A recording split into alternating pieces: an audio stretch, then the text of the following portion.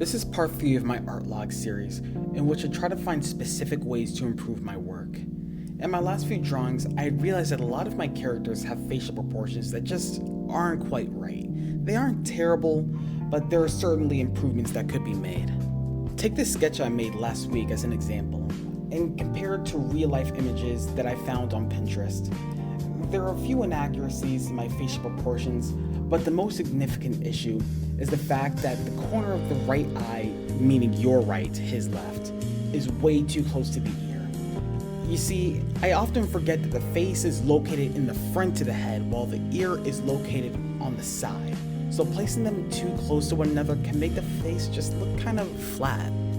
Alternatively, compare this sketch that I made to another face that I found on Pinterest. It's pretty obvious that the eye that I drew is way too large for the perspective that it's in. Because the eye is located in the front of the head, you really wouldn't be able to see much of it from the side profile.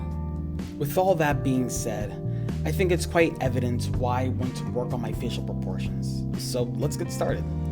There are a variety of ways one could go about studying facial proportions, but I'm going to be using the Loomis method. If you want to understand what the Loomis method is or why artists use it, Draw Like a Sir made an excellent video explaining everything. I'll put the link in the description.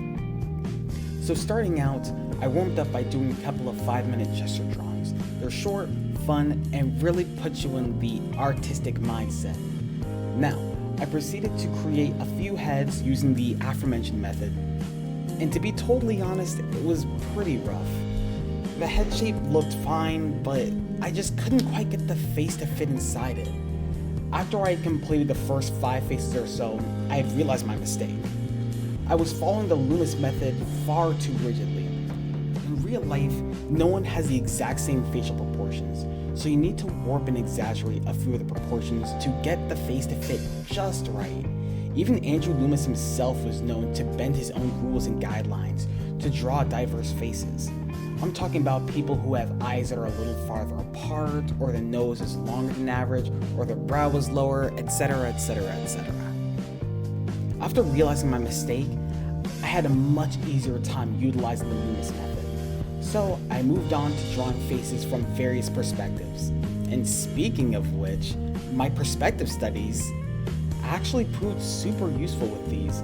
Using my knowledge of vanishing points, I was actually able to easily visualize and understand how the distance would cause the appearance of the face to kind of warp. Some faces are certainly easier than others, and they're honestly better, but I think I'm ready to apply this to an actual drawing. So, shall we? I usually draw pictures of my OC in these videos, but I just thought I'd shake it up a little bit and draw Sukuna from JJK. Now, I used 2 references for this drawing, an actual panel from the manga and an online 3D model of a Loomis head.